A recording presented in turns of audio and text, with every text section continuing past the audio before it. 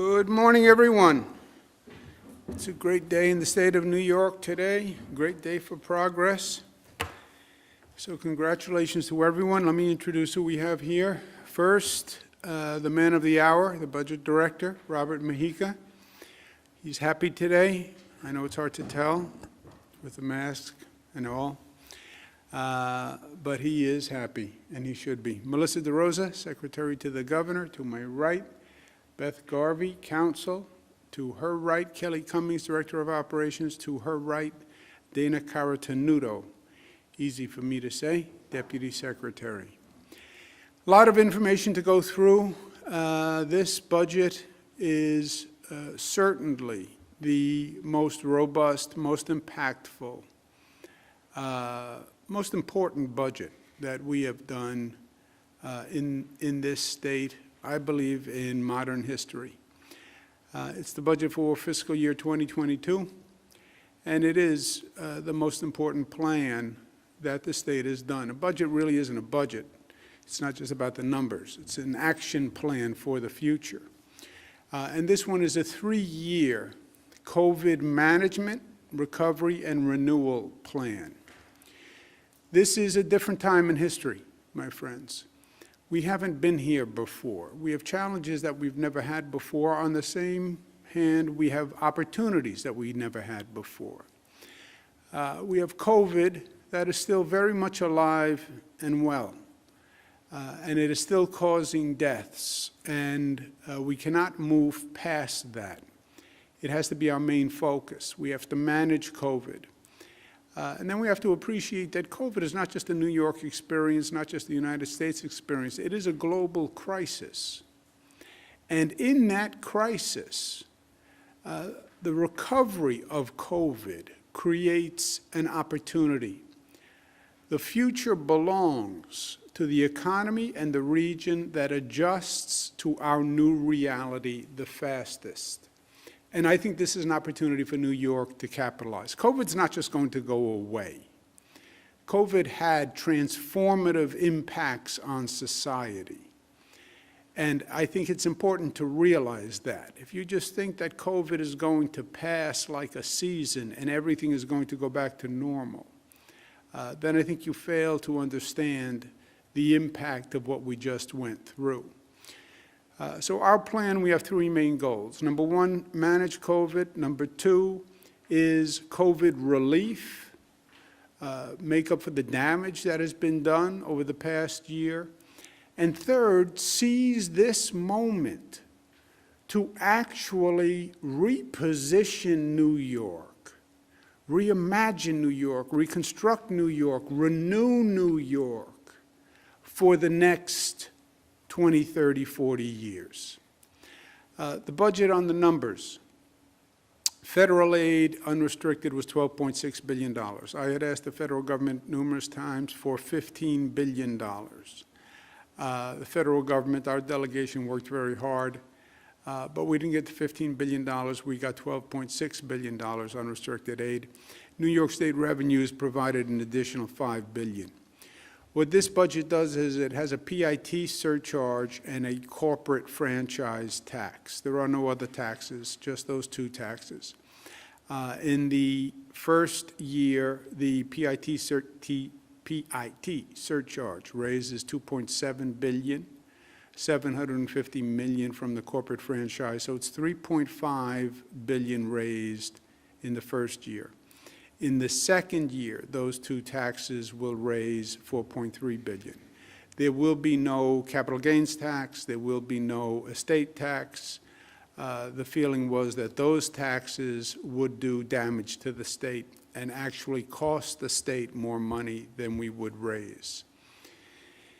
The PIT top rates start at from 25 million plus, it goes 8.82 to 10.9, 5 to 25, 8.8 to 10.3, 5 million, 8.8 to 9.65. The corporate franchise tax is 5 million plus at 7.2. That is only in effect for 3 years. These tax changes anticipate the repeal of SALT. When SALT is repealed, taxes net in New York State will be lower. Taxes net in New York State will be lower, okay? That's very important to remember. Taxes go up. No. SALT will reduce the tax impact by 37%. So when SALT is repealed, the taxes will be going down. SALT has been a major topic for years. If I haven't said that word, SALT, 1 million times, I've never mentioned it. The federal Senate and the House of Representatives have promised to repeal SALT. When SALT was passed, it was passed during the Trump administration. It was a targeted assault on New York State and several other Democratic states. Every senator from New York, every House representative said, promised, repealing SALT will be a top priority. I have personally appealed to President Joe Biden, along with other governors. SALT must be repealed. We fully expect it to be repealed. I do not believe the federal government can pass another tax plan without repealing SALT and believe that they can come home to New York. When that happens, there will be a net reduction in taxes. So when you talk about this tax package, you cannot talk about it without anticipating a SALT repeal.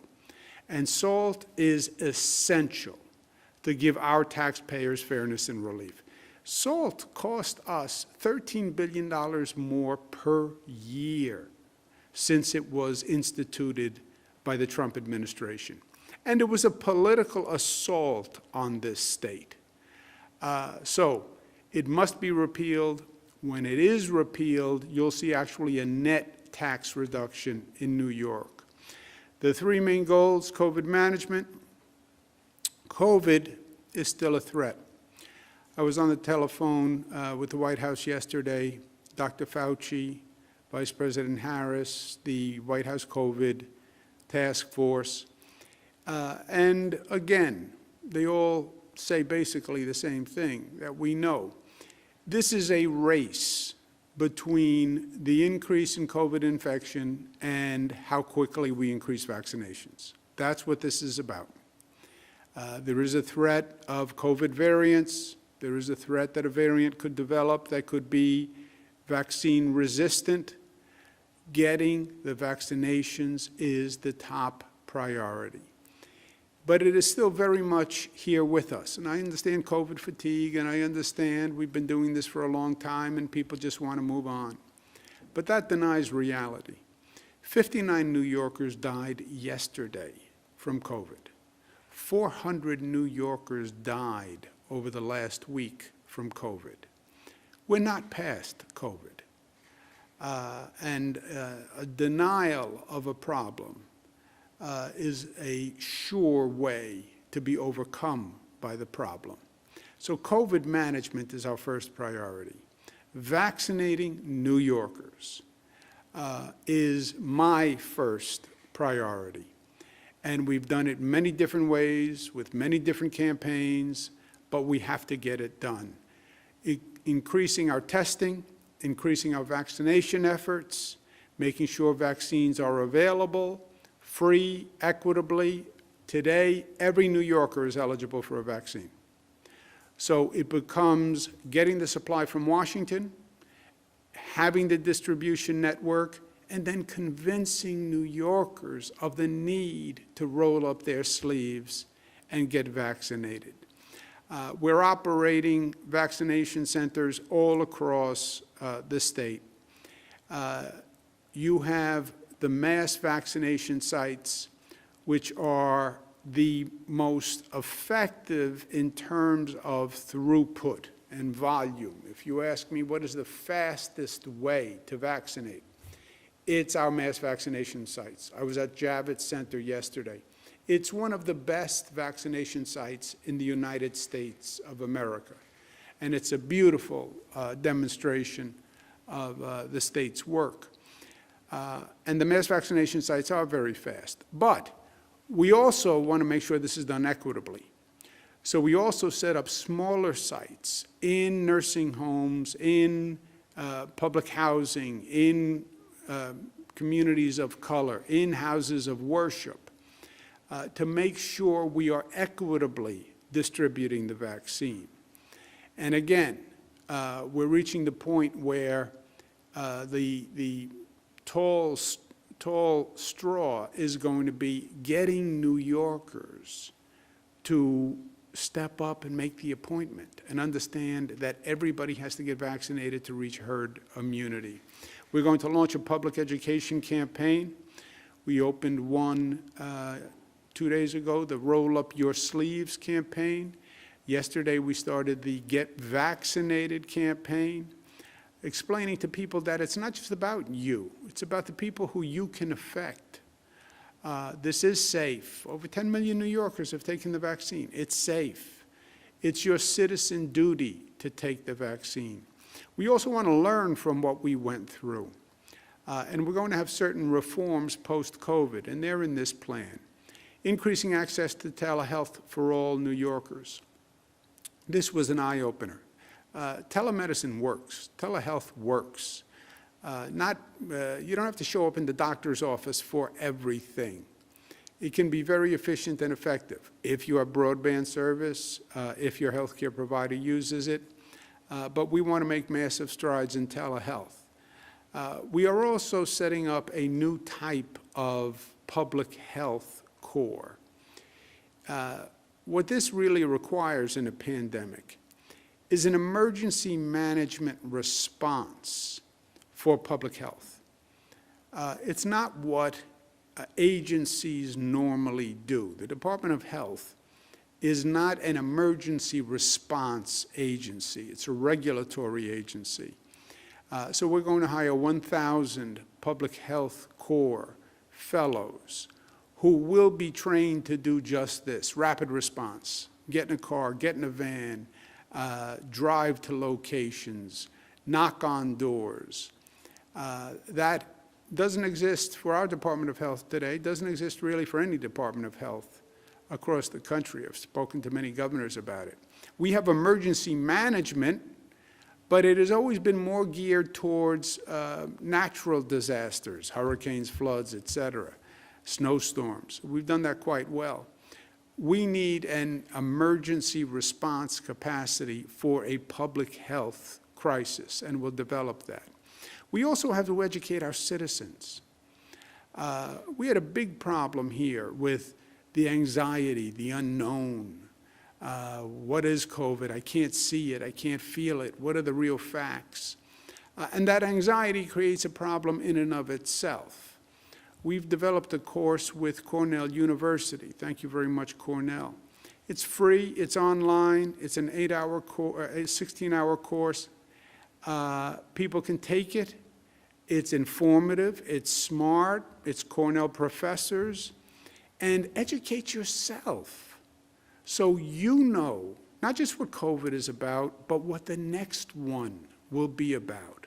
And when the next one happens, be in a position to protect yourself, protect your family, protect your children, protect your community, and be in a position where if you want to be a volunteer for the community response, you can be. So that is also funded in this plan. Eliminating health care premiums. We eliminate health care premiums for more than 400,000 New Yorkers because COVID showed us we need health care as a human right. Mental health and addiction. We're launching 24-hour urgent care centers.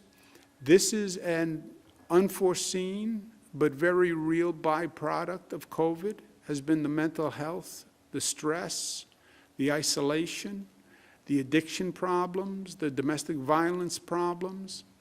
And we have to recognize it for what it is, and we have to address it. COVID relief. People were devastated by COVID and what happened with the economy. And before you can move forward, you have to stabilize society. and that's COVID relief. $2.4 billion emergency rental assistance program. People have to be able to pay their rent. People have to be able to have a stable home. I was at one time the housing secretary for this nation.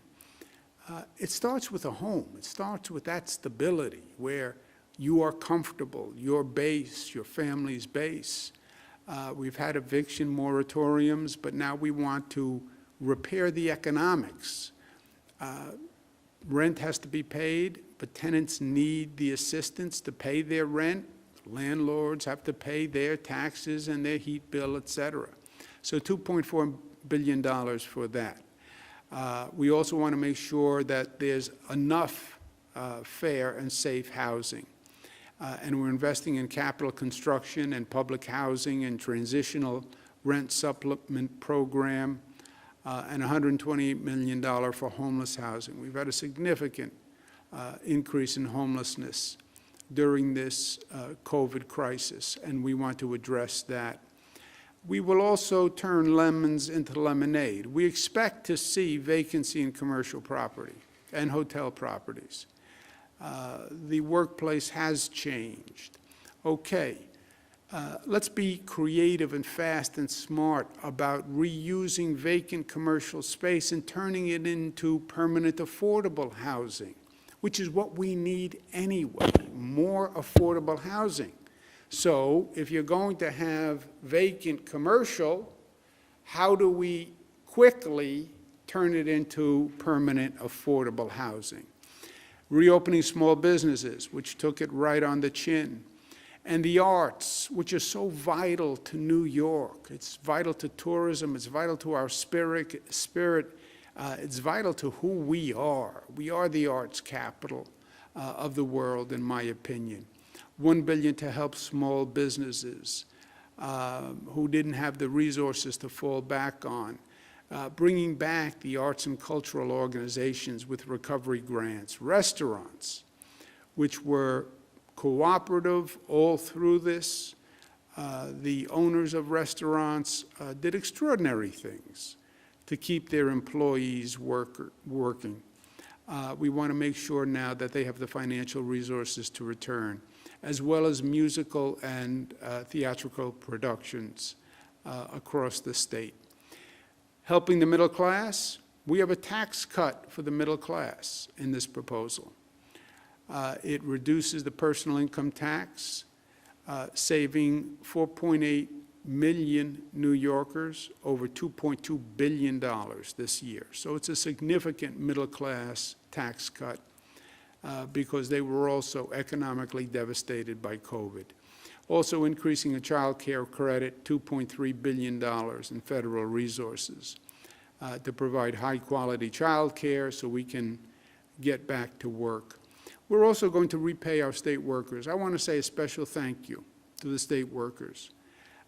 We delayed payment to the state workers because of the fiscal crisis we were in. We're going to repay that $600 million to the state workers, many represented by CSEA and PEF. But I also want to say to the state workers, thank you. Thank you from the bottom of my heart. We asked you to do really important work. We asked you to leave your home every day and expose yourself to danger so other people could stay home and be safe. That safe home order, when I said everybody stay home, stay safe at home, yes, but that required all sorts of other people to go to work so you could stay home. We still had to operate the trains and the buses and the schools. Phones had to work, lights had to work, construction had to go on. Those state workers showed up so people could stay home. And to me, they are truly heroes of this COVID crisis. So we say thank you. Support for excluded and unemployed workers. Just because you are undocumented doesn't mean we don't care and we don't have compassion and we don't want to help. It is difficult to do it in a way that can be administered without fraud. And that's obviously a major concern for us, that we protect every tax dollar. We ran an unemployment insurance program for citizens of the state. There was tremendous fraud, even though we took significant measures. On this program, we'll ask the controller to review it before it is administered. The controller's job is to audit state funds. After a program is run, the controller will come back and do an audit and say, you did this wrong, this wrong, this wrong, this wrong. In this case, we're asking the controller to look at the program first to make sure the way it is designed, there are fraud protections. And we're asking the Attorney General to specifically review the program, the guidelines, the rules, to make sure there are anti-fraud protections. And if there is any fraud or anyone intends to commit a fraud, that the program is designed in a way that will prevent that. We want 100% integrity for tax dollars. Until the Attorney General reviews and signs off on the program, we will not implement the program because we want New Yorkers to know, yes, we're compassionate and we're doing the right thing, but we're also doing it smartly and intelligently. And the Attorney General's approval of the program will do just that. Many people went hungry. $50 million for the Nourish New York, helping hungry New Yorkers and local farmers. It's common sense. We have farmers in the state who are struggling, buy product from farmers in the state, help them economically, and feed our people.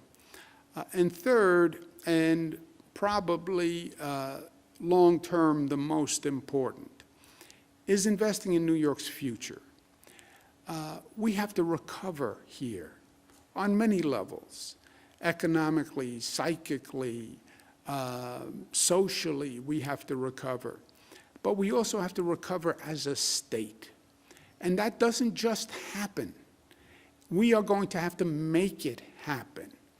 So the New York recovery, relief, reimagination of New York, the reconstruction of New York, the renewal of New York. How do you rebuild New York, and how do you do it better? And how do you do it smarter than before? When I was in the federal government, I used to do disaster relief, and I remember standing in front of a home that was flood damaged. And floods sounds like water comes in and water goes out. That's not what a flood is about. A flood is nasty. It brings mud, it brings all sorts of debris. It damages everything it touches. And a family was picking through their belongings. And it was a very sad sight. And the father of the family called them over and had them stand looking at this destroyed home. And many were distraught and they were crying. And the father said, think about what the new house is going to look like. Now we can get rid of that old refrigerator. Now we can build a new family room. We can redo the basement.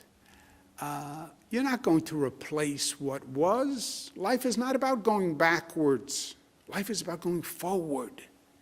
And yes, this has been a significant period of loss and damage. Fine. How do you rebuild better? There are things that we needed to do better anyway. So seize this moment to make it happen. And seize the opportunity to lead in this post-COVID world. We're going to have, and just are approving when the Assembly finishes voting, the largest building program in modern history in the state of New York. It will be large because we need large-scale development. It will be fast because we have to do it quickly. And it will be transformative. It will take this state from yesterday to tomorrow and use this as a point of renewal. We're going to be the green energy capital of the nation, period. The largest offshore wind program in the nation, making a global wind energy manufacturing powerhouse right here in New York with Buy American provisions. A new superhighway to get that green energy from upstate, from Long Island, from the ocean to the markets that need it. Retrofit buses and move towards electric because that is the future. And teach people these new job skills because they are the jobs of the future, the green jobs. Establish prevailing wage for projects, getting renewable energy credits. Everybody says the future is the green economy. Every politician gets up and gives that speech. Everybody passes a piece of legislation saying we should have goals to be a green economy. Yeah. Goals mean nothing unless you are actually implementing them with a plan to get there, and this state is doing just that. Over 100 projects, wind projects, solar projects, hydro projects, and an entire new transmission grid that gets those renewable energy sources to the parts of the state that need it. The single most ambitious green economy plan in the country. More economic development, because it is about jobs. $220 million for the New York Works Economic Development Fund. Downtown reinvestment. You have all those beautiful downtown areas. Reinvest in downtown. Put Main Street back together to make it viable. Use MWBEs, a new round of REDC awards, and fund and boost tourism, which is one of our major economic engines in this state. And this issue, police reform, is normally not something people think about when they think about economic development. But you want to know one of the first questions a family asks before they move into the area, or a business asks before they move into the area? Is it safe? Is it safe? You know what are the top priorities for government still? Public safety. We've gone through a national crisis with George Floyd's murder. It was a national crisis. It was also a point for reform. When a social issue is raised up and people demonstrate and they voice concern and opposition, that moment must be seized. They're voicing a problem. Don't deny it. Don't ignore it. Grab it and resolve it and move forward. George Floyd's killing was one in a long series of cases of police abuse. We've gone through this in New York for decades. Eric Garner on Staten Island. There's 20 examples in this state. But George Floyd, the people of this nation said enough is enough. And they were right. They were right. They were saying we have lost trust in the police, and the relationship has deteriorated. And by the way, the police were saying the relationship has deteriorated. And it doesn't work if the police relationship with the community doesn't work. And that's what the George Floyd protests were all about. Now, most governments turned a blind eye. And I had hundreds of conversations with local officials. And I said, this is a moment for reform. Put the police at the table. Put the community at the table. Talk it through. That's the only way to resolve a tension in a relationship. Talk it through. Tell me your grievance. Tell me your problem. And then let's find out how to compromise and how to get to a relationship that is functional rather than dysfunctional. But politicians don't like to get involved in controversial issues. Why? Because they're controversial. And you can't make everybody happy. And a lot of politicians take the posture, well, if I can't make everybody happy, I'm staying away from that issue. Oh, some people oppose it? Well, then I don't want to take a position. Ignoring a problem solves nothing. That is a life motto I tell my kids every day. It's also true for government. We said, with a nation that was paralyzed on this issue, we said in New York, every local government that has a police department has to go through a collaborative process, come up with a public safety reform plan, have the police at the table and the community at the table, come up with a public safety reform plan, pass it by your city council, so it's not just another speech or political polemic, pass it by the city council, or when we do the budget, a monitor will be put in place and you will lose up to 50% of your funds. We have 497 jurisdictions that have police departments, just in our state. Think about that, 497. 450 of the 497 have submitted past plans to reform and reinvent their public safety department. That is a phenomenal accomplishment. If they do not, we said we'll have the Attorney General, by mandate, install a monitor for the non-compliant jurisdictions. And of the 497, there are about 40 that are still outstanding. And they're on notice. If they don't have the plan in, we're going to install a monitor. But the compliance has been unbelievable. It would not have happened but for saying this. And I know the local governments all complained and said, well, this is hard, we don't want to do it, and the state is forcing us to do it. Yes, the state forced you to do it. You didn't have to do it. You could have a monitor and lose funds if you really don't want to do it. But it had to be done. It had to be done. I'm not saying these plans are the be-all and end-all, but they are at least starting off points. You have cities now that have mayoral elections coming up. This is the single most important issue for many cities. And I hope in those upcoming mayoral elections, the debate is, well, this is the plan the city just passed.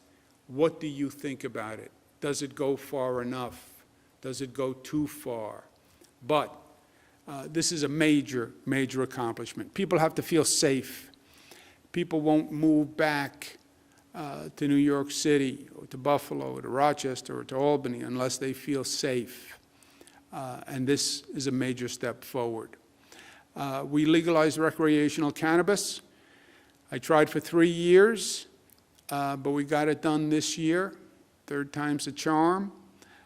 It's a smart plan. I think it's the best plan in the country. It's also going to raise $350 million. I want to thank the majority leader of the Assembly, Crystal People-Stokes, who worked extraordinarily hard to make this happen and went above and beyond. But thank you to all the legislators. This is a big, big progressive score for New York. Mobile sports betting will pass. It'll generate $500 million annually for youth sports education. The law allows the state to directly operate mobile sports betting. So the $500 million will go to the state rather than a lot of middlemen who operate mobile sports bettings, which is what many other states have done. This is more like the state lottery, where we operate it and we get the resources. The law does not authorize any new casinos. I am opposed to any casino authorization plan that is subject to politics. We have a gaming commission that makes the decision on the merits. There's a lot of money involved in casinos. There's a lot of lobbyists. There's a lot of political contributions. And I want to make sure that any decision that is made purely on the merits. And I'll have nothing to do with a casino plan that can be politicized. On education, we've made record investments funding the lower funded schools to bring them up to offer the best education that we can. Remember, in this state, you have some schools that fund $33,000 per student, and we have some that fund $13,000 per student. I have said all along, if a school is funding $33,000, I would not give them a penny of state money. I would take those at the bottom and raise them up. We're not quite there, but this goes a long way towards fiscal equity. Also higher education, also full-day pre-K, also $247 million for opportunity programs, also $88 million to increase TAP for 185,000 new college students.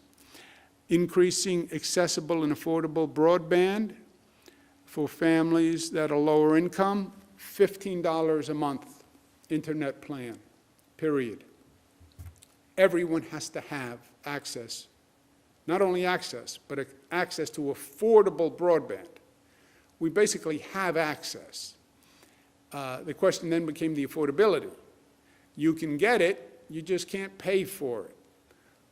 We are now mandating that these internet companies provide $15 a month internet plans to low-income customers. Mandating.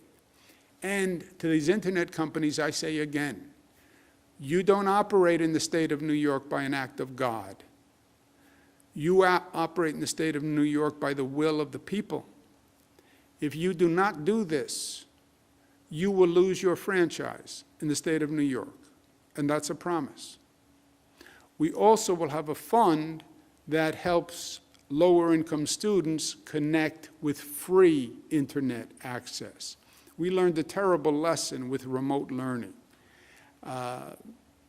Remote learning works if the student has the right devices, if the student has internet access, if the student's family can afford internet service.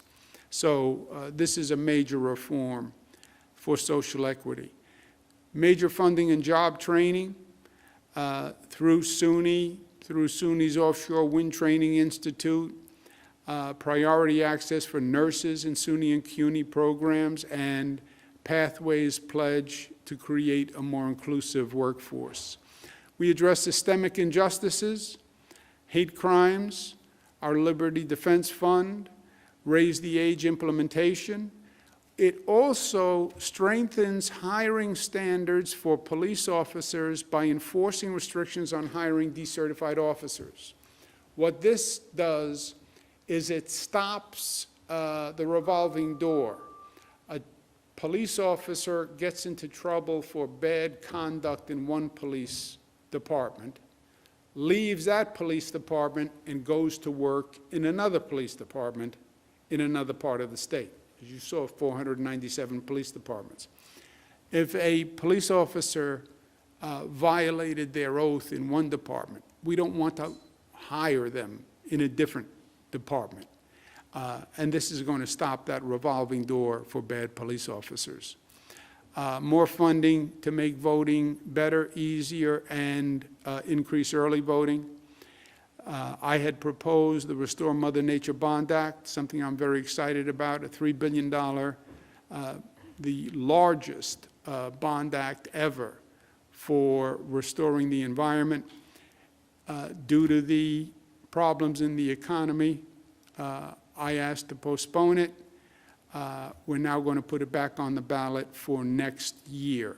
This year is also an economically difficult year, so we'll put it on the ballot for next year. We're also going to learn from what happened in nursing homes. We have nursing home reform legislation to make sure that facilities are prioritizing patient care over profits. There are two types of nursing homes, not-for-profit and for-profit.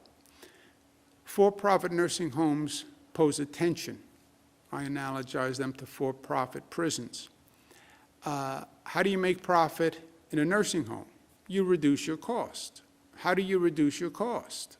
You reduce the services to patients, reduce the food budget, reduce the staffing budget, don't invest in as much in the facility. That is a destructive tension. So what we're saying to the for-profit nursing homes, we want the money that gets paid to you either from the state or from the family, we want that money going to patient care and patient services. So we're capping the profit that they can make at a for-profit nursing home at 5%. Everything else has to go into the nursing home and the care of the patient. And we're going to have the largest infrastructure, bad word, infrastructure is building a transportation network, is building an economic platform, $311 billion. In many of our upstate cities, we made the mistake, same mistake in the 50s. We cut the city off from the waterfront because the waterfront was manufacturing. It was the back door of the city. The waterfront is now the front door of the city. We have to reconnect. In Buffalo, we're going to do it with the Skyway Bridge project. In Rochester, more than half of the Rock the Riverway projects will be finished in 2021. In Albany, the Skyway ramp is going to be turned into a linear park. Department of Transportation is doing the project. They're going to design it. They're going to construct it. They have new plans that we will reveal next week. And we have an ambitious goal, but we always have an ambitious goal. Kelly Cummings promises me that it will be done this year. She didn't actually promise me, but I just wanted to increase the pressure on her a little bit. In Syracuse, we're moving forward with the I-81 viaduct project.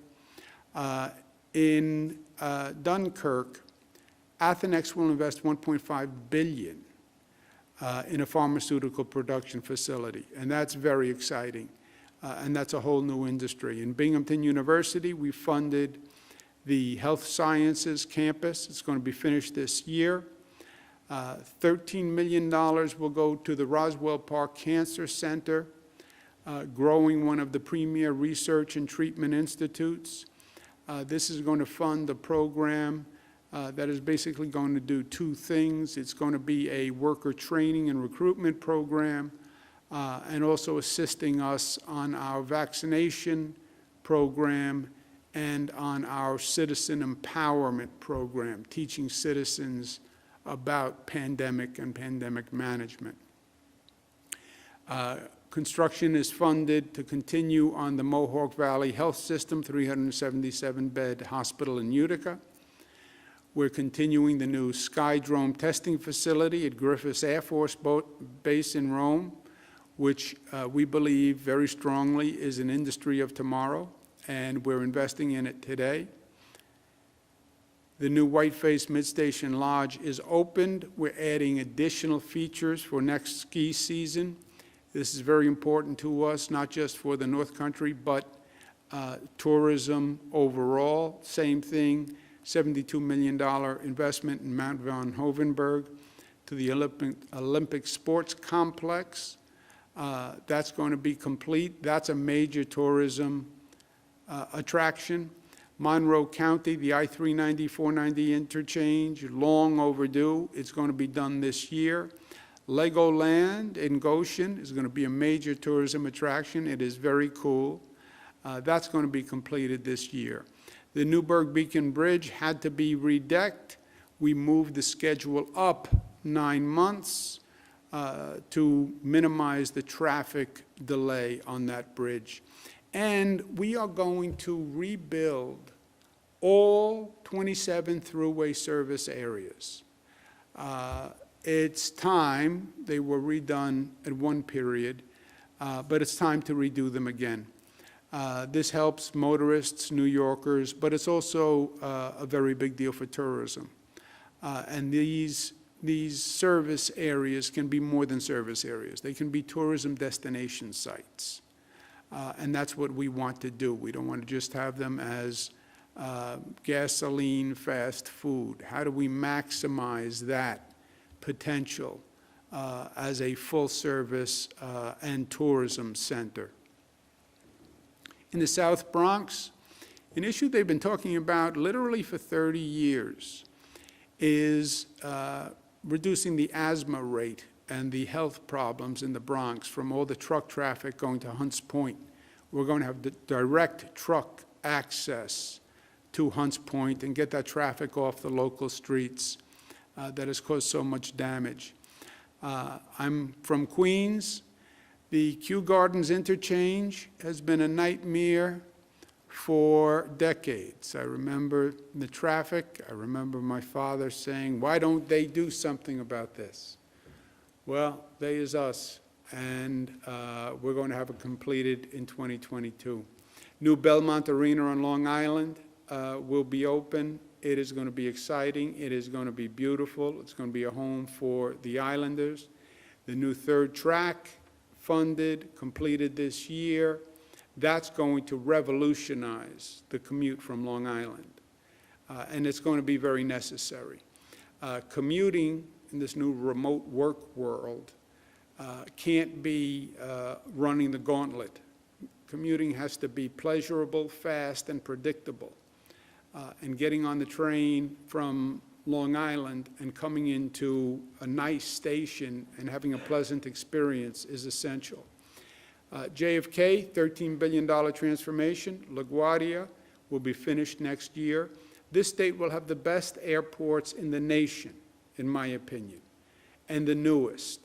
And if you want to do tourism, and if you want to welcome visitors, and if you want to welcome business people, the airport is your front door. And that experience starts their impression of your city and of your state. And with our airports, they'll have a great one. We're also moving forward with the LaGuardia Air Train, which will cut down travel time, more investment in the MTA, $51 billion capital program.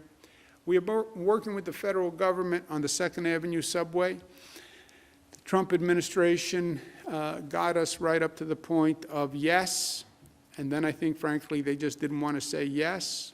But we've done everything to get it approved.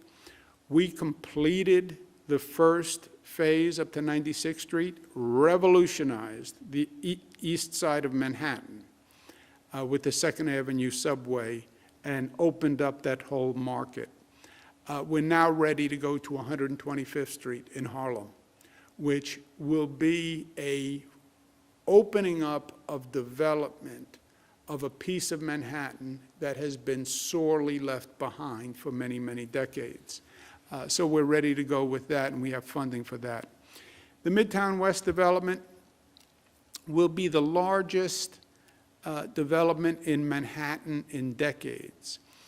You have to remember, even in Manhattan, people think about it as a private sector-driven development pattern. It is true for the most part. But the state of New York, Battery Park City, that was the state of New York. Roosevelt Island, that was the state of New York. And in this economy, we want a jumpstart for Manhattan. And we want a jumpstart for Manhattan that helps the entire downstate region. And that is the state-of-the-art largest investment in mass transit. People can't drive into Manhattan. That's not going to be our future. It is going to be mass transit.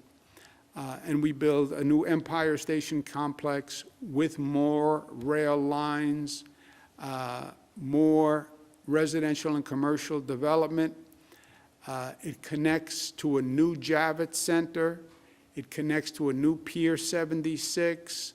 It is an entire comprehensive west side redevelopment that we think will make a major difference in New York City, which sorely needs it. $16 billion for a new Penn Station, 8 new rail lines, the Port Authority bus terminal, which has been a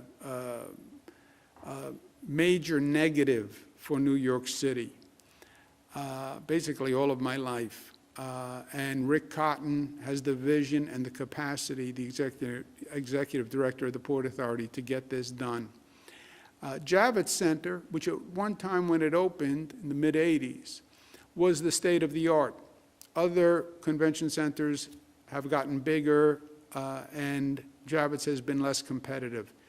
50% expansion on Javits, which abuts our West Side redevelopment. It will become an international venue. And I was there yesterday. It's happening. It'll be done on time. Extending the High Line to this new area, which is a great tourism and resident treat. And after 23 years, New York City has finally vacated Pier 76. This has been a long-time example of just government incompetence. Pier 76, a beautiful pier, juts out into the Hudson River and was used as a tow pound. It has to be redeveloped. It's part of Hudson River Park and magnificent, some of the most valuable and beautiful real estate in this country. It is now, I saw it yesterday, being taken down. The tow pound is moved, and it will be an outdoor open area. And then long-term, the Hudson River Park will have to redesign a full development plan. But we want it open for this summer so people have a place to go, space, social distancing, and Kelly promises that that will be done by June 1 also. She makes a lot of promises. Last point is, look, this is a moment in time that we are in, and it's a moment of international reset. I say to people, I say to my kids, I said it again last night, in life, things will happen, and unfortunate things will happen, and bad things will happen. It doesn't even have to be a function of anything you do. Life will knock you on your rear end. You will lose a job. You'll get disappointed in a personal relationship. You'll have a health crisis. Your spouse will have a health crisis. God forbid your child has a health crisis. Something will happen. Something will happen. It's the law of probability. And you'll get knocked on your rear end. And when you get knocked on your rear end and you get knocked on the canvas, you see the world from a different perspective. You're flat on your back, you're looking up, and you see the sky. And you see the world differently. And the question in life, what separates winners from losers, successful people from unsuccessful people, what do you do when you get knocked flat on your back? That is the moment that decides who you are, here and here. COVID knocked the world on its back. The world. Not just New York, not just the United States, the world. Europe is dealing with it. Everyone is dealing with it. It is an international reset. Yes, COVID posed major challenges. And yes, you're not going back to the way it was. There is no going back. The question is, who deals with this new reality and stands up and confronts it with energy and imagination and creativity? Yes, we have COVID. And yes, we still have to deal with COVID.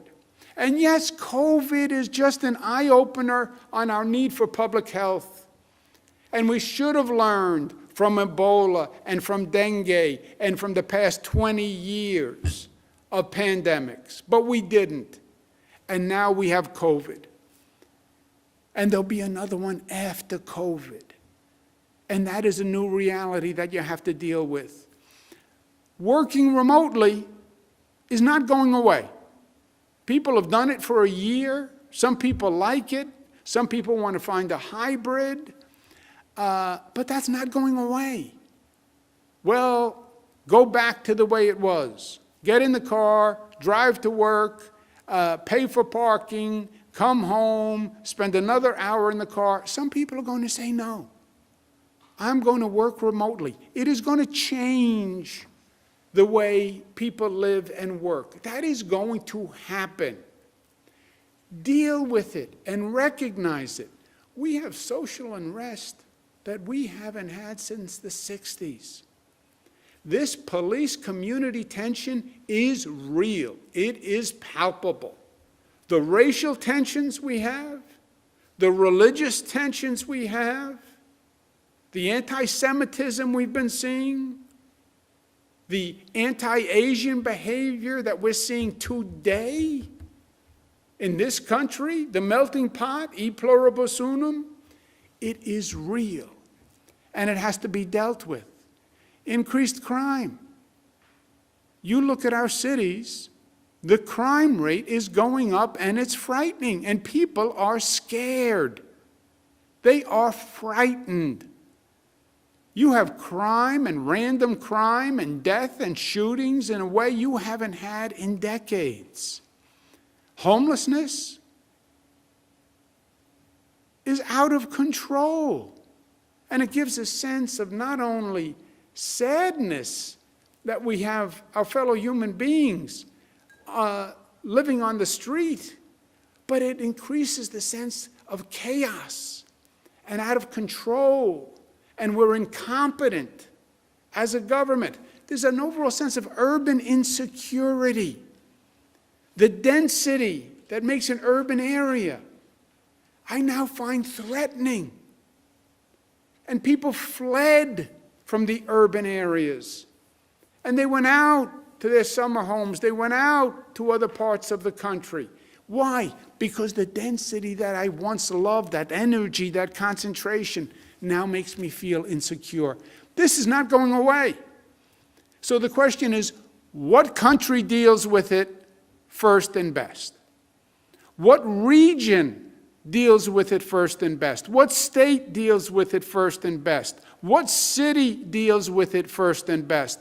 You answer that question, and I'll tell you the place that emerges for a new and better and brighter future.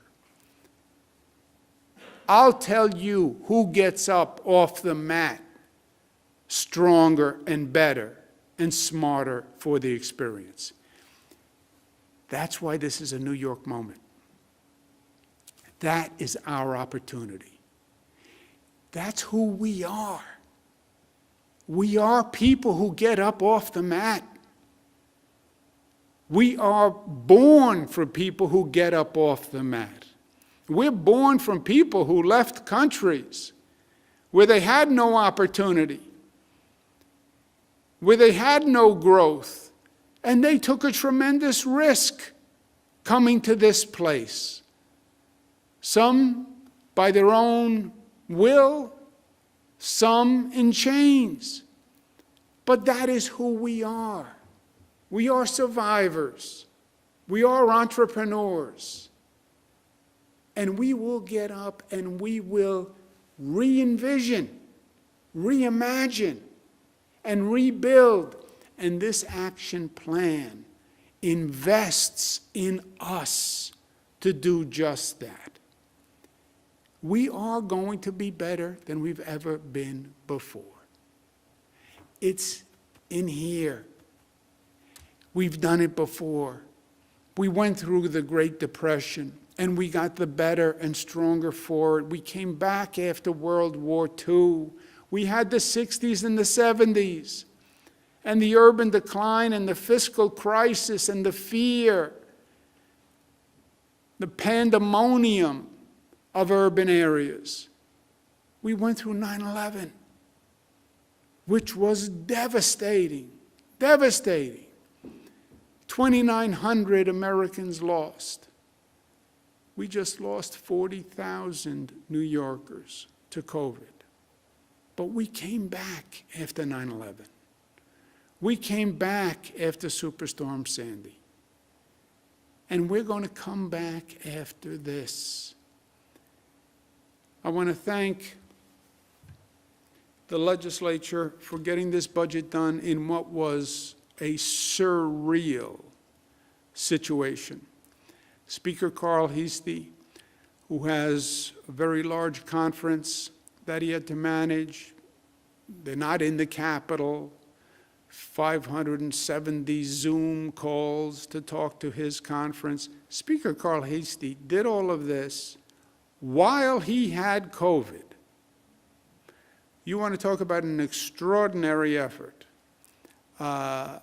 With COVID, at a time when the legislature is all remote. So congratulations to the Speaker on a really heroic effort. Lou Anser Cohen and Blake Washington, who handled this with the Speaker.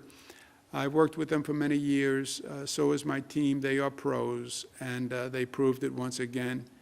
Thank you to Majority Leader Andrea Stewart-Cousins. Chantel Smith, who is just a superstar, and she shined once again. David Friedel, who is the new finance person for the Senate, and this was his first experience. I'm sure he learned a lot, but he was very helpful. And I want to thank my team, Melissa DeRosa, Secretary, Robert Mejica, Beth Garvey, Dana Caratanudo, and Kelly Cummings. It's a timely budget and under extraordinary circumstances. And it's the most important budget, the most important plan that we've done. Congratulations to New Yorkers.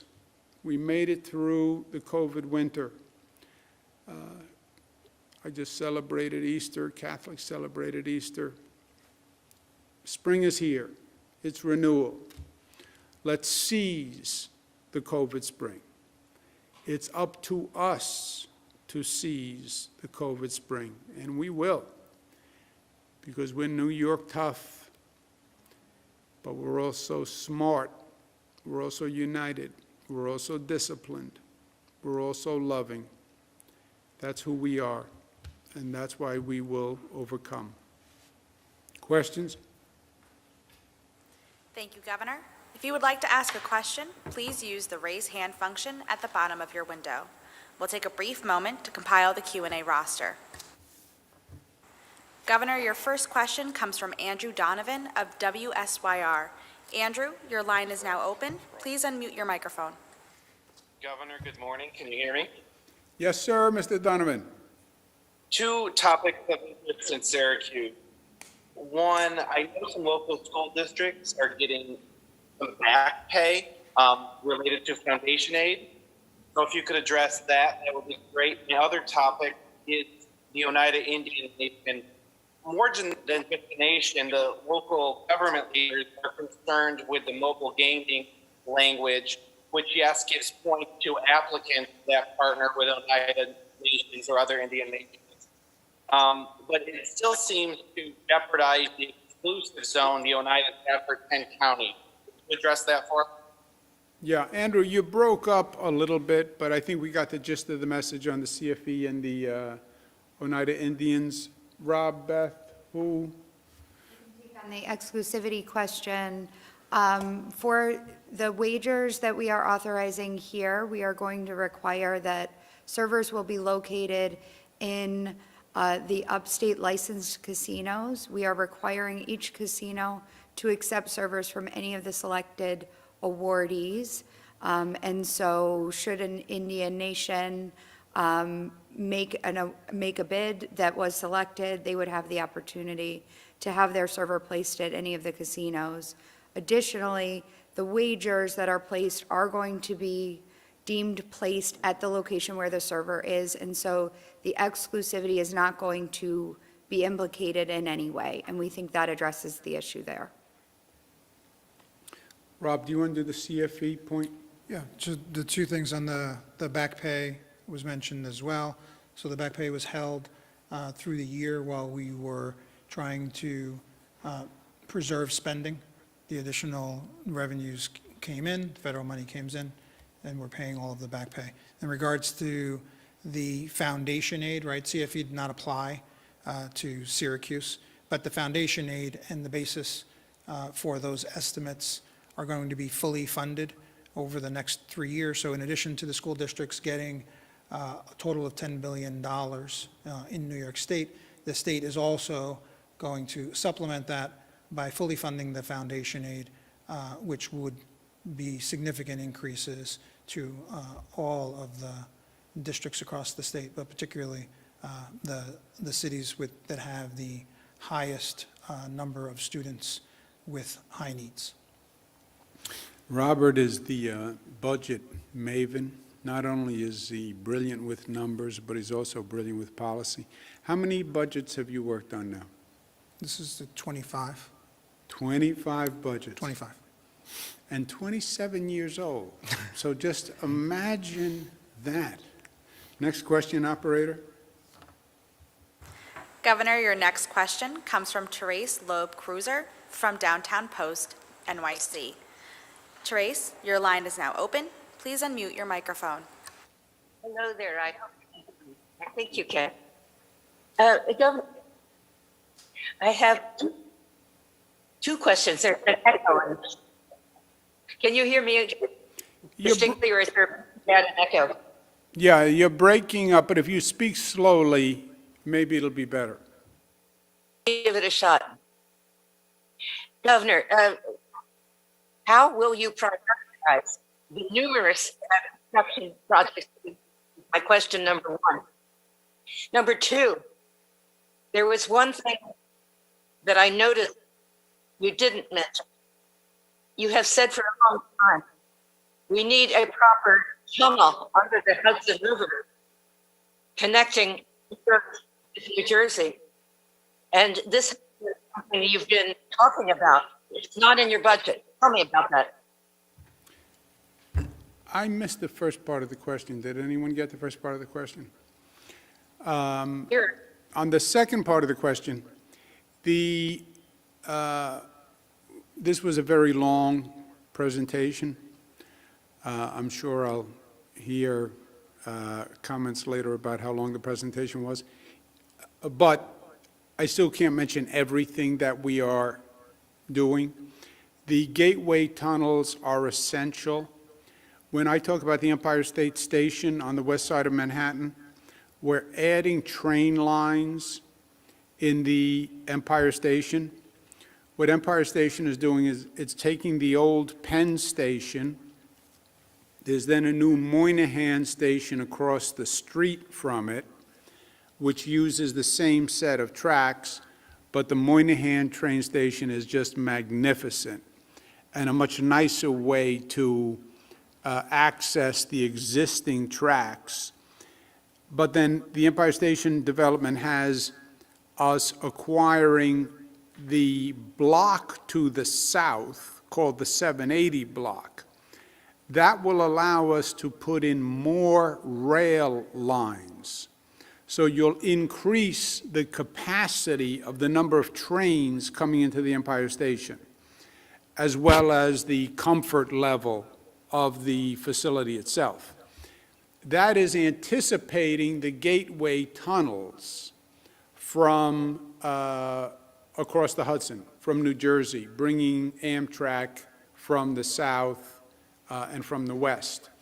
We have agreed previously, starting with Obama administration actually, that New York and New Jersey would fund half the tunnels and the federal government would fund half the tunnels.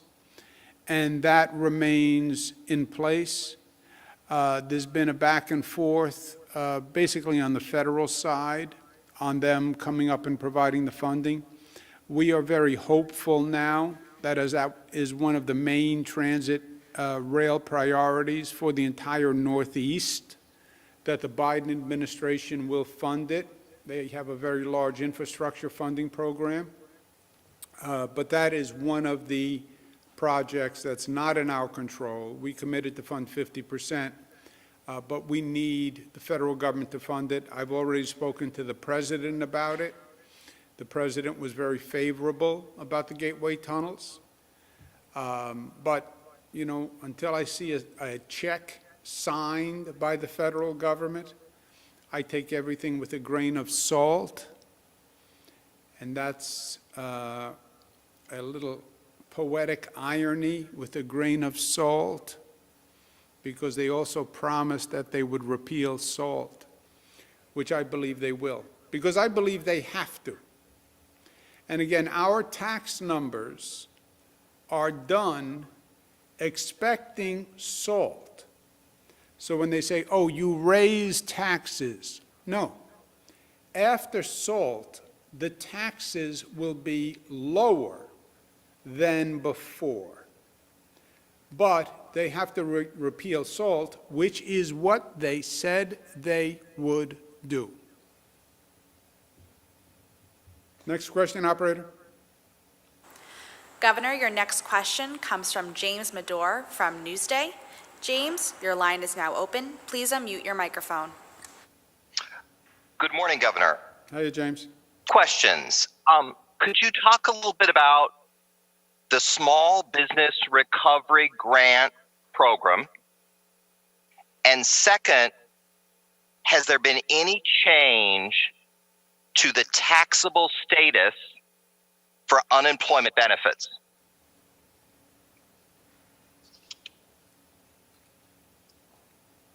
The taxable status for the unemployment benefits, are you talking about the excluded workers? Do you want to take that, Rob? So with regards to, has been no change to the taxable status of the unemployment benefits. Those benefits have been subject to state tax for decades, so that has not changed. And as for the small business package, it is a total of about $1 billion. About $800 million of that would be grants. That's designed to supplement the federal grants that are available for small businesses. Just within the last month, the federal government authorized upwards of $5 billion for business relief in New York State, $3 billion of that for small businesses and restaurants alone, in addition to extending the PPP program. So this program is designed to supplement that for businesses that are not eligible, businesses that are not getting some of the federal dollars, or also to make sure if those dollars are not sufficient. The main goal of the program is to get people back to work.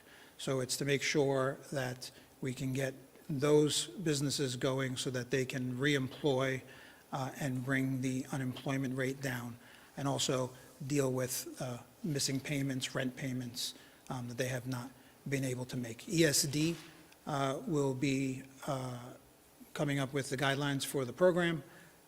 And again, it's very flexible.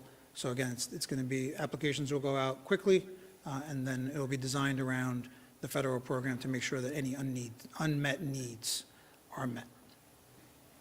Good answer, good answer. Next question, operator. Governor, your next question comes from Peter Haskell at WCBS 880. Peter, your line is now open. Please unmute your microphone.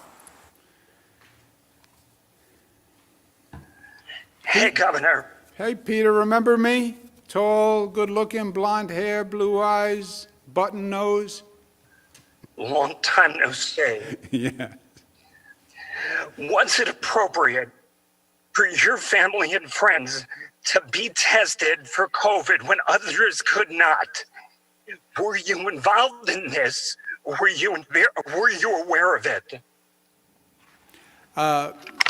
Peter, the Assembly is looking at the testing issue, and I don't want to get ahead of them. But I was not involved in the testing program to that intimate level. People who I would meet with and I would be in exposure with, I was aware they were being tested. So if you came to see me in my office, you would be tested. and that applied with my family also. But the Assembly's doing a review on that, and I would let them do it. Let's take one more, operator. Governor, your next question comes from Shannon Young from Politico.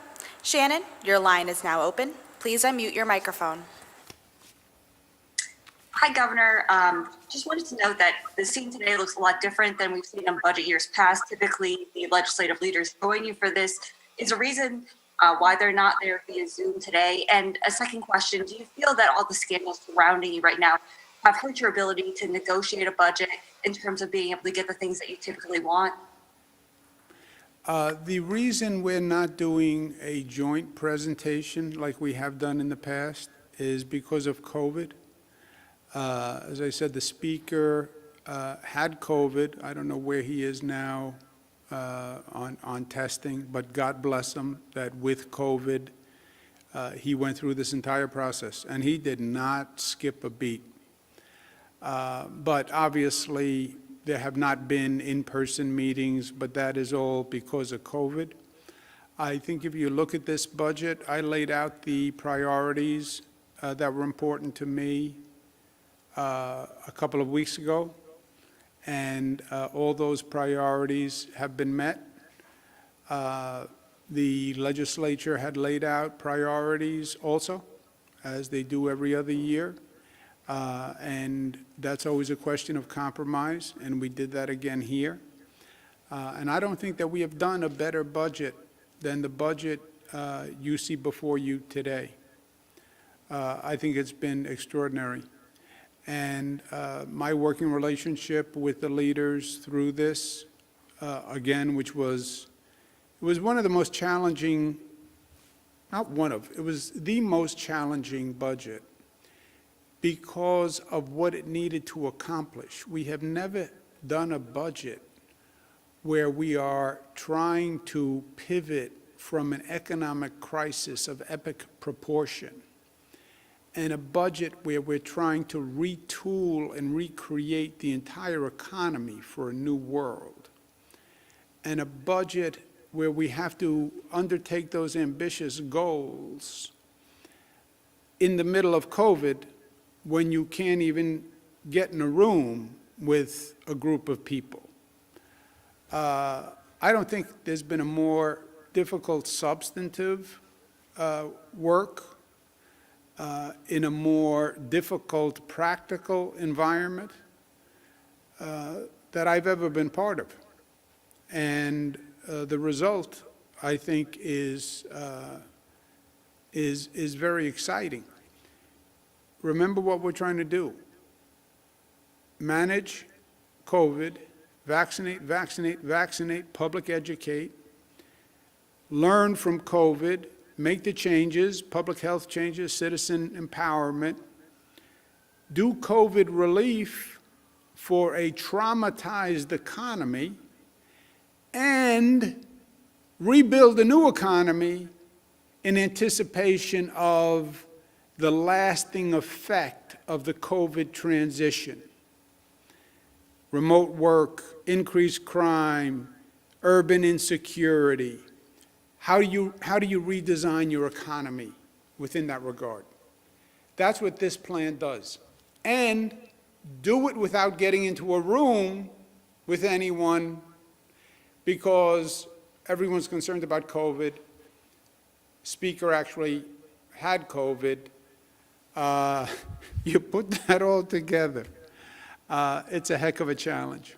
So I think it was a great, great product under an extraordinarily difficult circumstance, and I applaud all of those who've been involved. And it's a metaphor to me for resilience and recovery, and it's a metaphor to me and an analogy for what the people of this state did over this past year. Hardest hit state by COVID on the globe, and New Yorkers went from the highest infection rate to the lowest infection rate. That's a fact. It's a fact for the cynics and the skeptics and the conspiracy theory people. That is a fact. And that New York resilience and strength is what's going to see them rebuild New York better than ever before. Don't bet against New Yorkers. You will lose. Thank you.